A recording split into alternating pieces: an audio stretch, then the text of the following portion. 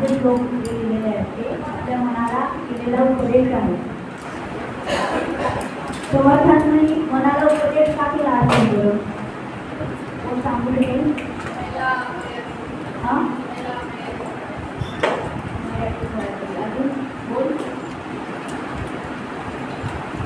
आपलं जे मन आहे ते वेगळ्या वेगळ्या म्हणजे भावांनी भरलेलं आहे. तर त्या मनाला कसं शांत करायचं त्याला कोणत्या जागेवर चांगला उपयोग करून घ्यायचा त्याचा हे त्या मराठी श्लोकमध्ये त्यांनी केलं.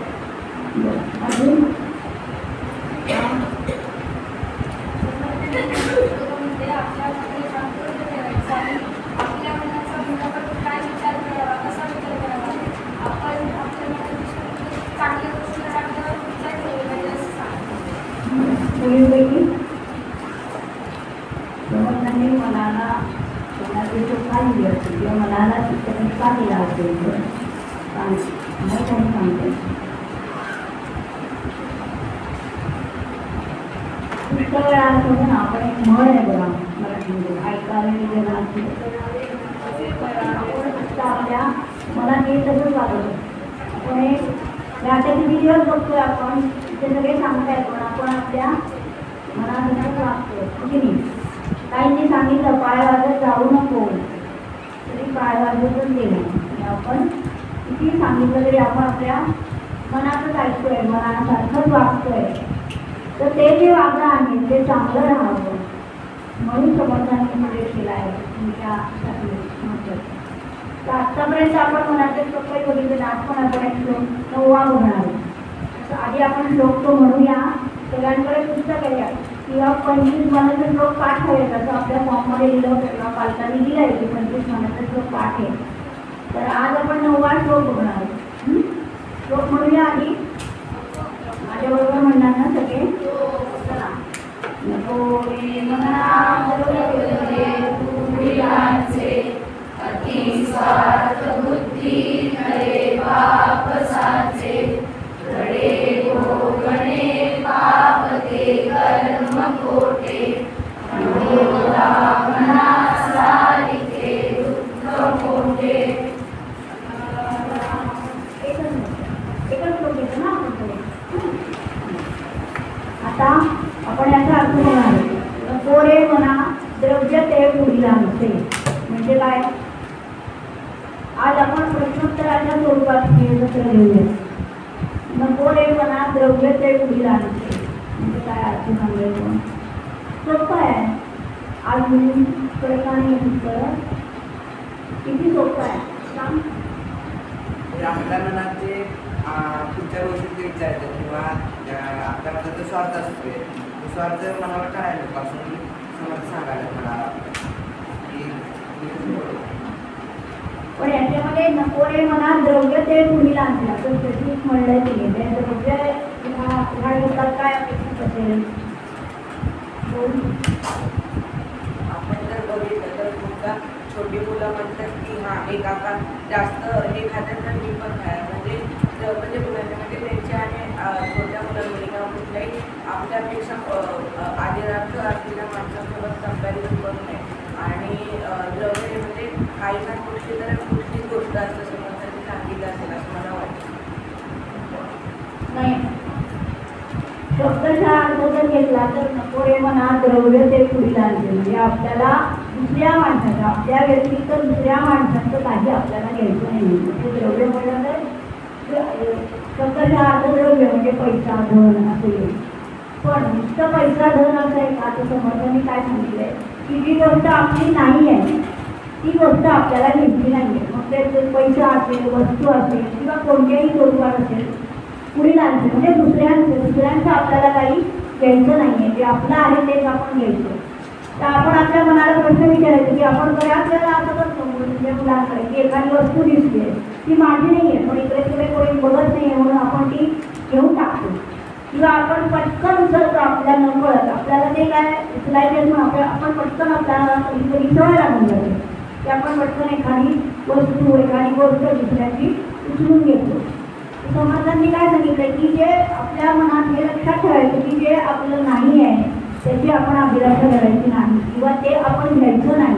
ती कोणतीही वस्तू असो किंवा कोणतीही गोष्ट असो, तर नको रे मनात द्रव्य ते पुढील आणते. म्हणजे द्रव्य म्हणजे फक्त पैसा किंवा धन असं नाही, कोणतीही गोष्ट दुसऱ्याची आपण घ्यायची नाही आहे. अगदी हे सोप्या भाषेत नाही, हा अगदी सोपा अर्थ आहे. त्याच्यानंतर अति स्वार्थबुद्धी नरे पाप साधते. स्वार्थ म्हणजे काय, कोण सांगेल? सांग.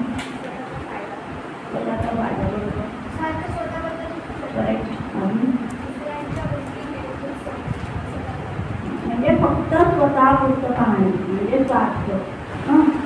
तर समर्थांनी काय सांगितलंय की स्वार्थबुद्धी असता कामा नये. फक्त आपल्या पुस्तक पाहणं आणि स्वार्थबुद्धी संकटात टाकू शकते, धोक्यात जाऊ शकते. आपण जेवढं स्वार्थाने वागतो तेवढं आपलं नुकसान होतं. स्वार्थ असावा, काही गोष्टींमध्ये स्वार्थ असावा. कशात स्वार्थ असावा? ज्ञान ग्रहण करण्यात स्वार्थ असावा, की आपल्याला जास्तीत जास्त ज्ञान मिळालं पाहिजे. तुमच्याकडचं जे ज्ञान आहे ते आपल्याकडे आलं पाहिजे, त्या बाबतीत स्वार्थ असावा. पण वस्तू किंवा गोष्टींचा म्हणजे इतरांना मिळालं किंवा इतरांना मिळू नये, फक्त मलाच मिळावं अशी वृत्ती असणे म्हणजे स्वार्थ. तो कधी कधी अडचणीत येऊ शकतो बऱ्याच वेळेला. म्हणजे कायमच स्वार्थ हा अडचणीत टाकणारा, धोक्यात टाकणारा असू शकतो किंवा आपलं नुकसान करणारा असू शकतो. सुरुवातीला त्याचा आनंद वाटतो किंवा चांगलं वाटतं की सगळ्या गोष्टी. आता एक छोटंसं तुम्हाला उदाहरण, तुम्ही ट्रेकला जाता की नाही? बरेच जण ट्रेकला जातात की नाही? तर ट्रेकला जाताना सोडायचं असतं गड किल्ल्यांवरती, तेव्हा आपल्याकडे सामान असतं, तुमच्या वाटेत सॅक असते. असं तुमच्या घरची सगळी मुलं ट्रेकला चालली होती आणि बरोबर सामान होतं, प्रत्येकाने आपापलं सामान दिलेलं असतं. तर एकदा काय होतं, त्या ट्रेकला जाताना ते ट्रेकला कोणते संयोजक असतात की काय ना ते तुम्हाला देत असतं, कोणतरी ऑर्गनायझर असतं. आणि असं फ्रुटी किंवा असे छोटे छोटे पेयाच्या बाटल्या दिलेल्या असतात सगळ्यांना. तर एक तुमच्याकडे सांगत एक मुलगा असतो, तो काय करतो, 3-4 बाटल्या त्यांच्या नकळत घेतो किंवा 2 जणांच्या पण त्यांच्या नकळत घेतो आणि आपल्या शाकमध्ये घेतो.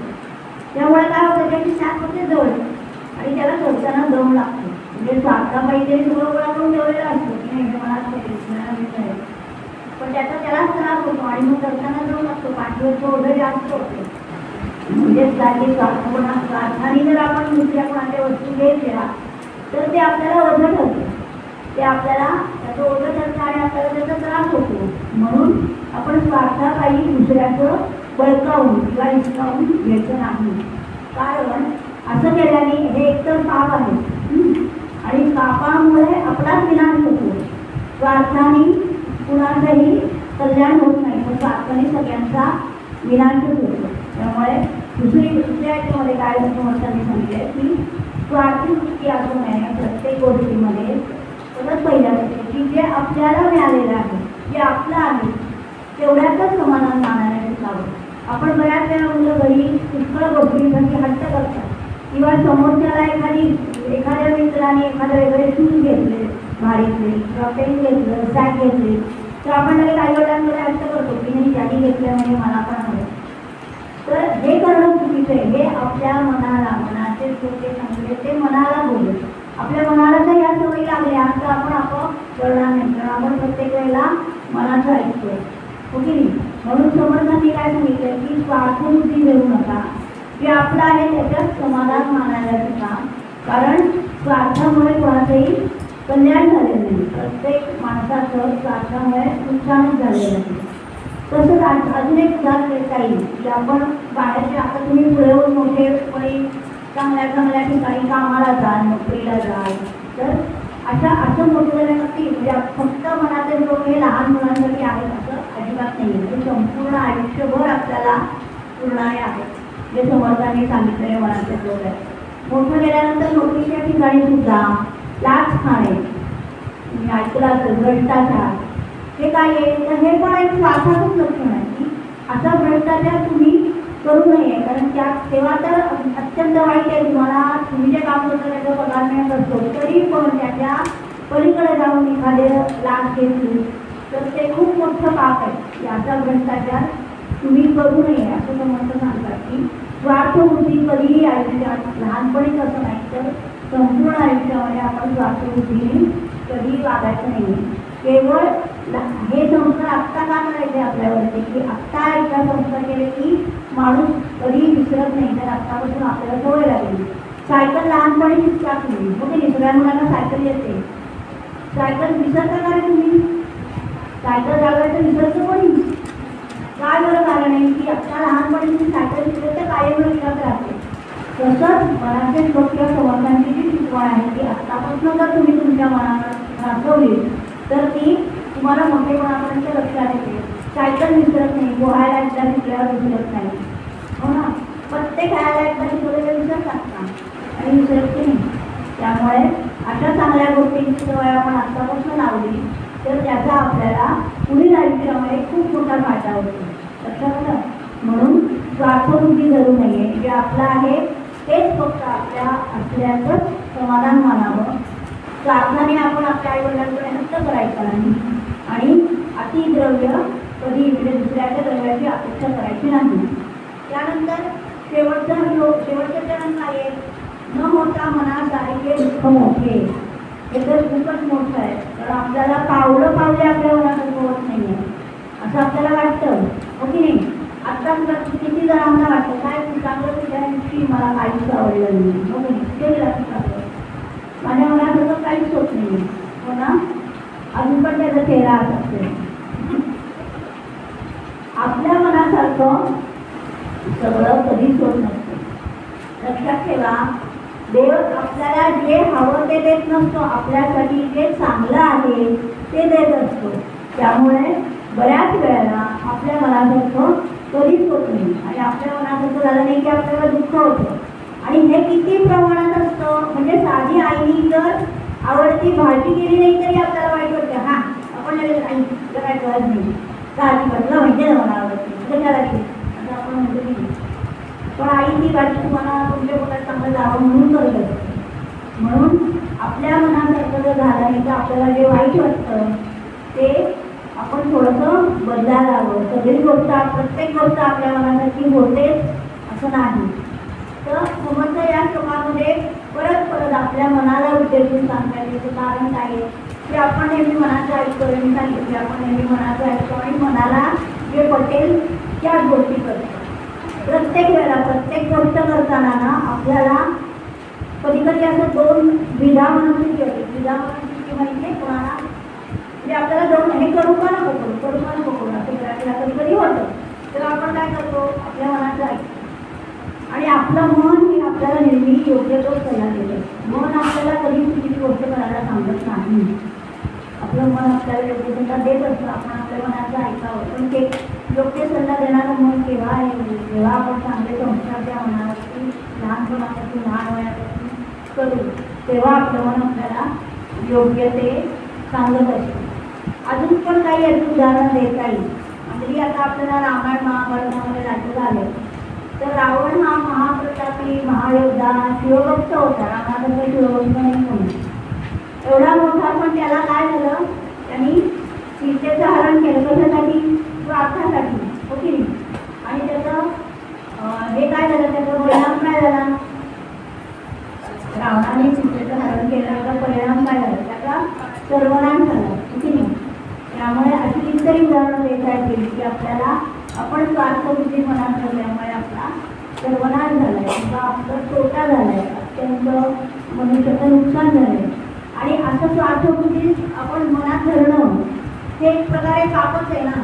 पाप आणि पुण्य हे पण समर्थांनी सांगितलेलं आहे की पाप म्हणजे काय आणि पुण्य म्हणजे काय. पाप म्हणजे काय बरं? ज्या आपण वाईट गोष्टी करतात त्याच्यामुळे इतरांना त्रास होतो आणि ते खूप वाईट असते त्यांना पाप म्हणतात. आपले वाईट कर्म म्हणजे पाप. अजून कोणी? धर्माच्या विरुद्ध वागणं म्हणजे पाप. तुम्हाला हे माहिती आहे का? असं ऐकलं असेल का कधी की आपण ते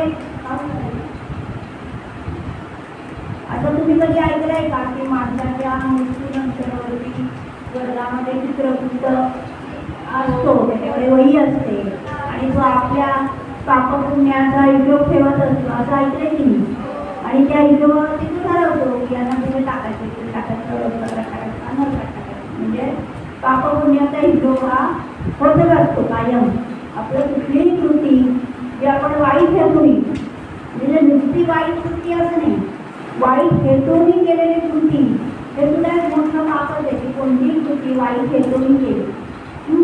आपण शाळेमध्ये सुद्धा तुम्ही मुलं मस्ती करताना एखाद्याला आपटवायचं ओके, म्हणजे चालता पायामध्ये घालता तो पडला पाहिजे किंवा काहीतरी रस्त्यात टाकायचं त्याला अडचण पडेल, म्हणजे छोट्या छोट्या गोष्टींमध्ये पाप, त्याला मोठं पाप म्हणजे काही खूप मोठी गोष्ट करावी लागते असं नाही, पण पाप पुण्याचा झाला जेव्हा आपण म्हणतो तेव्हा ही पापबुद्धी किंवा आपल्याला दुसऱ्याचं वाईट करावं असं मनात येणं हे सुद्धा एक प्रकारचं पापच आहे.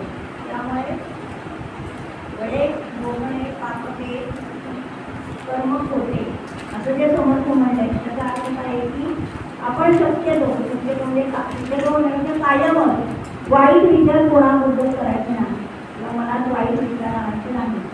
वाईट विचार आणि वाईट कृतीने काय होईल, आपलं पाप वाढेल, पाप वाढलं की इकडे वरती लगेच नोंद होते होती आणि त्या पापाची आपल्याला शिक्षाही मिळते, लगेच मिळते. म्हणजे इथे पण तुम्ही बघता आपल्याला आपल्या चुकीच्या वागण्याची शिक्षा जशी इथे मिळते त्याची आपल्याला आयुष्यामध्ये सुद्धा आपल्या प्रत्येक चुकीच्या वागण्याची शिक्षा आपल्याला लगेच मिळते आणि ती शिक्षा मिळाल्यावर आपल्या लक्षातही येतं अरे आपण हे केलं ना म्हणून असं झालं, हेही आपल्याला कळतं की अरे मी तेव्हा असं करायला नको होतं म्हणून मला हे भोगावं लागतं. असं तुम्ही बऱ्याच वेळेला काही मोठ्या लोकांच्या तोंडून किंवा काही लोकांच्या तोंडून असं ऐकलं असेल की मला हे भोगावं लागतं. म्हणजे काय ते भोगावं लागते म्हणजे काय की एक प्रकारची शिक्षाच आहे ना. तुम्ही जी पापं करता आपण ज्या पापं करतो म्हणजे वाईट गोष्टी करतो किंवा दुसऱ्यासाठी केलेलं वाईट गोष्टी म्हणजे पाप आपण बघितलंय, त्यामुळे त्या अशामुळे आपल्याला शिक्षा भोगावी लागते. तर आपण या संपूर्ण श्लोकामधून काय काय शिकलो आहे आता, मला आता तुमच्याकडे कोण सांगेल? म्हणजे दुसऱ्यांचं जे म्हणजे गोष्टी दुसऱ्यासाठी त्याच्यासाठी उगाच स्वार्थ दाखवायचा नाही, जे आपलं स्वतःचं आहे त्याच्यामध्ये खुश राहायचं आणि जर हवा असेल तर स्वतःच्या मेहनतीने करून हे घ्यायची जिद्द ठेवायची. अजून मुलींपैकी कोणी? कोणाबद्दल वाईट चिंतन आणि त्याचप्रमाणे जर आपल्याला कोणाला मदत करायची आली किंवा त्या श्लोकामधून जे आपले आहे म्हणजे आपल्या नशिबात जे आहे तेच आपण घ्यावे, आपण दुसऱ्यांच्या वाट्याला जाऊ नये आणि स्वार्थबुद्धीने वागू नये. दुसऱ्याचं जे आहे त्याच्यावर आपण आपला अधिकार सांगू नये. अशी लोक असतात की दुसऱ्याचं घर किंवा दुसऱ्याचं सगळं उभाडून तुम्ही सिनेमामध्ये वगैरे सिनेमा बघता की सगळेच बघता हो की सिनेमामध्ये तर असं खूप असतं की सुरुवातीला कोणतरी तिला नसतो दुसऱ्यांना त्रास देतो, दुसऱ्यांना उभाडतो आणि सगळं आपल्या साठीपणाने सगळं आपल्याकडे येतो आणि शेवटी काय होतं त्याचा नाश होतो हो की नाही. त्यामुळे ते कायम लक्षात ठेवायचं की जे आपलं नाही आहे त्याची अभिलाषा म्हणजे त्याची इच्छा धरायची नाही, जे आपलं नाही आहे ते आपलं कधीच नसतं आणि जे आपल्याला मिळणार आहे ते आपल्याला मिळतच असतं. आपल्या कर्माने आपल्याला चांगल्या गोष्टी मिळतात आणि म्हणून आपण दुसऱ्याच्या कुठल्याही दुसऱ्या व्यक्तीचं किंवा कोणाचंही द्रव्य गोष्टी वस्तू काही नकळत सुद्धा किंवा जाणून नाही केलं पण कधीतरी नकळत सुद्धा अशी गोष्ट करू शकते, तर नकळत सुद्धा आपल्याला दुसऱ्याचं काही घ्यायचं नाही. अजून कोणी आपण केला होता अर्थ सांगायला? अजून कोण आहे मुलांपैकी? रामकृष्ण हरी सांग बरं या श्लोकाचा अर्थ. आपल्याला कोणाच्या काही गोष्टीबद्दल स्वार्थ नसला अजून 4 चरण आहेत, प्रत्येक चरणाचं वेगळं. नको रे मना योग्य ते तुला आणते. आपल्याला समोरच्याचं काही नंतर जे आपल्याकडे अति स्वार्थ दुखी नाही आपण जर आपली गोष्टी आपल्याला खूप स्वार्थ झालं असतील तर आपल्या खूप स्वार्थ असेल तर आपल्याला पाप वाटतं म्हणजे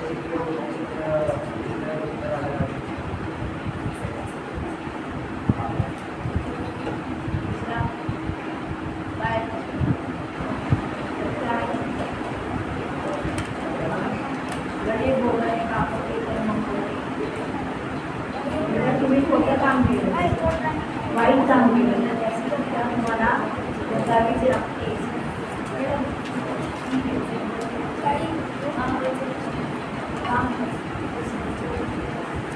जर आपल्याला कधी काही असं पडलेलं कुठे मिळालं तिकडे कोणीच नाही आहे तर ते कधी घ्यायचं नाही. कारण की जर आपल्याला ते मिळालं आणि जरी ते चांगलं असेल तरी आपण ते जे आपण कमवलं आहे ना ते आपण खोट्या कारणाने कमवलं आहे. पण जो चित्रगुप्त आहे तो आपली नोंद करतो आणि असं केलं नाही पाहिजे. आणि आपल्याला जे काही आयडिया असेल त्याचं म्हणजे आपल्याला जे आवडतं त्यापेक्षा आपल्याला जे उपयोगी पडेल ते तुम्ही सकाळी प्रार्थनामध्ये रोज एक मागता की नाही परमशब्दी परमार्था परम त्याच्यामध्ये कळवा आहे तनुनिर्वाहा आवश्यक नियमने संपादावे अधिक लाभता सत्पात्रीचे दान करावे. म्हणजे आपल्याला जेवढं हवं आहे तेवढं आपण मिळवायचं आहे पण त्याच्यापेक्षा जास्त मिळालं तर ते दुसऱ्याला वाटायचे सगळं आपल्याकडे ठेवून नाही गेलं. आणि महत्त्वाचं म्हणजे दुसऱ्याचं ओरबाडून घ्यायचं नाही. खूप लोकांना पूर्वी जमीनदार लोक असायचे की शेती बळकावायचे लोकांपूर्वी गावाकडे अजूनही काही ठिकाणी पद्धत आहे. जमीनदार लोक थोडेसे पैसे त्या शेतकऱ्याला द्यायचे आणि थोड्या कागदावरती अंगठा घ्यायचा आणि मग ती शेती बळकवायची. नंतर ते पैसे दिलेल्यानंतर पैसे दिल्यानंतर आपला तिथं शेत मागं झालं. असं कित्येक लोकांनी शेती केलेली आहे. अशी खूप लोकांची पिळवणूक करून घ्यायची. तुम्ही लताम सिनेमा बघितला त्याला मुलांना आवडता सिनेमा लताम त्याच्यामध्ये पण काय दाखवलं होतं की 3 गुन्हा झाला की स्वतःनी अन्याय केला ना की लोकांचं ओरबाडून घेतलं आणि लोकांचं ओरबाडून घेऊन कुणाचाही आजपर्यंत फायदा झालेला नाही. तर दुसऱ्याचं जेव्हा आपण घेतो त्यावेळेला ते आपल्याला नुकसानदायकच असतं. त्यामुळे कधीही दुसऱ्याची वस्तू दुसऱ्याचं धन हे घेऊ नये त्याची अभिलाषा पण ठेवू नये.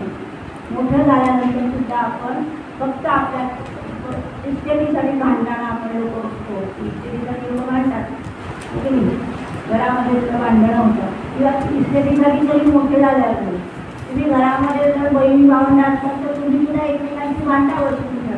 ओके नाही जात्या भावाच्या वस्तू मला पाहिजे तुझ्या बहिणीचं एखादं काही आणलं पाहिजे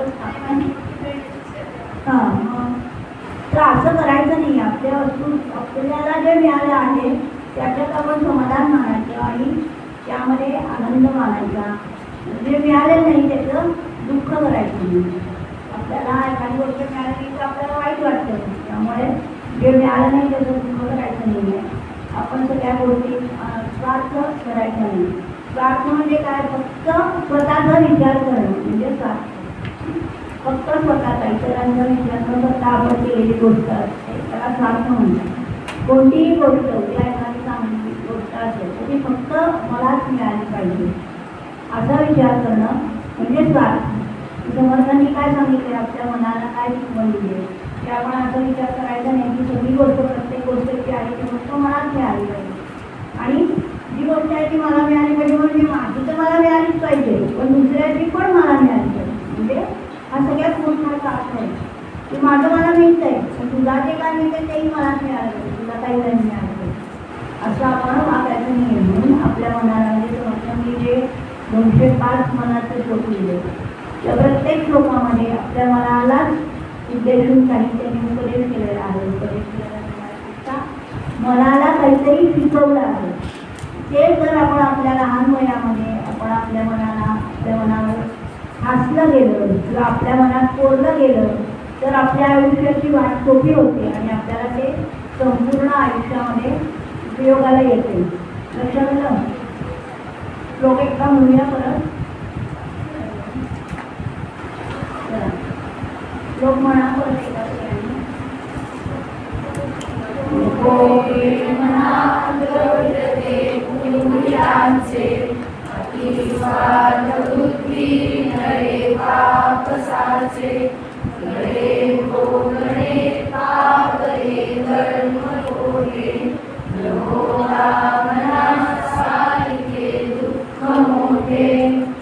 आता मला तुमच्यापैकी कोणीतरी अशी गोष्ट सांगेल का एखादी स्वार्थ आपण कुठे कुठे किंवा एखादं उदाहरण स्वार्थामुळे नुकसान झालं. म्हणजे ही माझ्या भावाची गोष्ट आहे. तर तो म्हणजे अमेरिकामध्ये राहतो. तर तो एका म्हणजे असं मी त्याच्याकडे गेलो तेव्हा आम्ही हे काय म्हणतात भाज्या घ्यायला जात होतो. तिथं मार्केट आहे तिथं भाज्या घ्यायला जात होतो. तर तेव्हा त्याला काही डॉलर्स मिळाले. तर ते जे डॉलर्स होते ते कोणीतरी टाकलेले तिकडं मुद्दामून टाकलेले. तर तिथे उचलले आणि म्हणाले की हे लक्ष्मीचं स्वरूप आहे. कोणतंही असं आपण त्याला बाजूला ठेवू. मग हे झालं की मग म्हणजे आम्ही भाजी घेऊन आलो आमच्या म्हणजे माझ्या काकूसोबत. तर तेव्हा जेव्हा हे झालं तर तेव्हा 2-3 म्हणजे मुली आल्या समोर म्हणू लागली तुम्ही आमचे पैसे सोडले तुम्ही आमचे पैसे सोडले. तर माझा भाऊ म्हणाले ते काय तिकडे आले तुम्ही घेता आणि जेव्हा तिकडं बघितलं तर ते पैसे नव्हते. तर नंतर आम्हाला मिळालं की त्या मुलींनी ते पैसे तिकडं सोडले. जेव्हा आम्ही बाजूला ठेवले त्यांनी खिशामध्ये टाकून आमच्यावर आरोप केला. पुष्कळ वेळा आपण जे स्वार्थी आपण पद्धती किंवा स्वार्थ मोठेपणाने अगदी बारीक बारीक गोष्टीमध्ये लक्षातही येत नाही आपल्याला की आपण हा स्वार्थ किंवा आपण हे पाप केले. त्यांनी जसं म्हटलं भाजी आणायला गेलं तसं आपणही कधी गेलो किंवा फळं असतील किंवा काय असेल तर पटकन एखादं उचलून आपण खिशात टाकतो. लक्षातच नाही अरे जाऊ द्या लक्षात नाही आलं. किंवा कधी कधी भाजी आणायला गेलो आता तुम्ही तर सगळ्यांना हिशोब येतो गणित येतो. भाजीवाल्याने आपण हिशोब करतो किती झाले भाजीवाला पण हिशोब करतो पण त्याचे पैसे तो कमी सांगतो. आपल्याला माहिती आहे की आपल्याला बाबा 70 रुपये झाले पण त्यांनी 50 सांगितले. तर आपण काय करतो 50 रुपये द्या पटकन चला तेवढेच आपले 20 रुपये वाचले. हा पण एक प्रकारचा स्वार्थच झाला ना. कारण आपल्याला बरोबर माहिती असते की आपले पैसे 70 रुपये झाले तर त्यांनी चुकून 50 सांगितले तर आपण त्याच्या लक्ष काढून देतो का. बऱ्याच वेळा माझे होतो बरं झालं तर माझं एवढंच वाटतं असं आपण म्हणतो. हे छोट्या छोट्या गोष्टी आहेत की ज्याच्यामध्ये आपण आपला स्वार्थ साधून घेतो किंवा आपण स्वार्थीपणे वागतो आणि नकळत का होईना आपल्या हातून एखाद्या माणसाला फसवल्याचं पाप करतो. त्यामुळे आपण कोणतीही गोष्ट करताना वागताना प्रत्येक वेळी हा विचार करायला पाहिजे की या गोष्टींमुळे कुणाचं वाईट होणार नाही. कारण कुणाचंही समोरचं वाईट झालं की ते आपल्या चित्रगुप्ताच्या डायरीत नोंद होणार. म्हणजे ते आपल्या जसं आपल्या बँकेत पैसे असतात आणि आपण त्याच्यामध्ये पैसे टाकत राहतो आणि ते वाढत जातात तसं आपल्या त्या डायरीमध्ये पण दोन्ही त्याच्या 2 वहीमध्ये 2 पानं लिहिलेली आहेत. एकीकडे पाप आणि एकीकडे पुण्य. आपण चांगली गोष्ट केली की ती आपल्या पुण्याच्या पानावर पडते. वाईट गोष्ट केली की ती पापाच्या पानावर पडते. त्यामुळे आपल्या छोट्या छोट्या गोष्टी आपण कधी कोणाला दुखावतो ते सुद्धा एक प्रकारचं पापच आहे. कोणाला दुखावलंय स्वार्थीपणाने विचार केलाय दुसऱ्याच्या वस्तू लुबाडल्या चोरल्या. कधी कधी ती आपल्याला असं वाटतं की चोरी नाही लक्ष नव्हतं किंवा रस्त्यावर पडलं होतं म्हणून ती घेतली पण ते कोणाचं आपल्याला माहिती नसतं आपलं तर नाही आहे. तर असं आपण काही वेळेला आता तुमच्यासारखी तुमच्याची काही मुलं चांगली असतात की सापडलेल्या किंवा माणसं पण चांगली असतात. आपण पेपरमध्ये बातम्या वाचले तर तुम्ही कधी की एखाद्या रिक्षावाल्याने रिक्षात सापडलेली बॅग पोलीस चौकीमध्ये परत नेऊन दिली की ज्यात भरपूर पैसे असतात कोणाचे कागदपत्र असतात कोणाचे दागिने असतात. तर एखादा माणूस तो देतही नाही परत किंवा मोबाईल लोकांचे हरवतात परत येतात. तर अशा छोट्या छोट्या गोष्टी तुम्हाला आता काय लक्षात ठेवायचं आहे की छोट्या छोट्या गोष्टींमधनं आपण आपल्या मनाचा चांगले संस्कार द्यायला पाहिजे. आपल्याला आपल्या मनातील चांगल्या गोष्टी ठसवायला पाहिजे की ज्या गोष्टीतून आपलं मन तयार होईल आणि ते संस्कारित होईल. तुम्ही इथे कशासाठी येता काही कसं येत नाही चला मजा करा मजा तर करतात का पण त्या मजा आमचं हे तिथे घेण्याचा उद्देश आहे की तुम्ही मजा करता त्याच्याबरोबर तुमच्या मनावर काही 4 चांगले संस्कार व्हावे. चांगले संस्कार म्हणजे काय चांगलं वळण लागावं तुम्हाला चांगलं वाईटचा फरक पडावा चांगल्या गोष्टी करण्याचं सवय लागावी आत्तापासून. आणि चांगल्या गोष्टी करण्याची जर सवय लागली तर ती मोठेपणापर्यंत तशीच राहते. चांगल्या गोष्टीची एकदा सवय लागली की राहते पण जसं चांगली लागते तसं वाईटही होतं. वाईट गोष्टींची जर सवय लागली आत्तापासून तर मग वाईटच दिसतं आपल्याला. म्हणून आपण हे लक्षात ठेवायचं की आपण नेहमी चांगल्याच्या पाठीमागे जायचं, वाईट गोष्टीच्या पाठीमागे जायचं नाही. वाईट गोष्टीच्या पाठीमागे गेल्यामुळे आपला नुकसानच होणार आहे, आपला काही फायदा होणार नाही आणि त्यामुळे आपल्याला त्याचे भोगणे म्हणजे त्याची शिक्षा आपल्याला भोगायला लागणार आहे. आणि शिक्षा भोगायला लागली की तरी पण आपल्याला वाईटच वाटणार आहे, आपल्याला दुःखच होणार आहे. म्हणून समर्थांनी हे सांगितलेलं आहे की आपल्या मनाला आपण नेहमी समजवायचं की जे आपलं नाही आहे ते आपण त्याची अभिव्यक्ती करायची नाही आहे, स्वार्थीपणाने वागायचं नाही आणि सतत कायम चांगलं उद्दिष्ट ठेवायचं, चांगला हेतू ठेवायचा, समाधानी राहायचं. ठीक आहे, चला जय जय रघुवीर समर्थ.